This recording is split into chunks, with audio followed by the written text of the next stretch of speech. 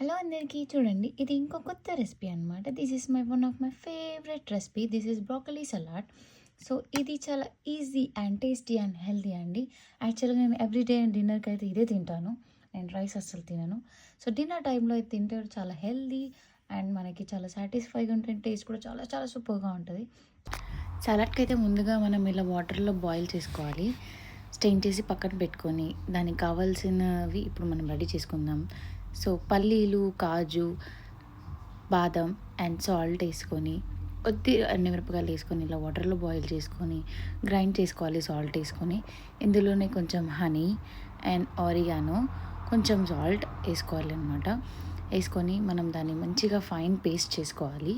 చేసుకున్నాక సపరేట్ బౌల్లో మనం కొంచెం పెరుగు ఫస్ట్ తీసుకోవాలి. ఒక 2 స్పూన్స్ ఆఫ్ పెరుగు వేసుకొని ఫైన్గా పేస్ట్ వేసుకొని లెమన్ స్క్వీజ్ చేసుకోవాలి.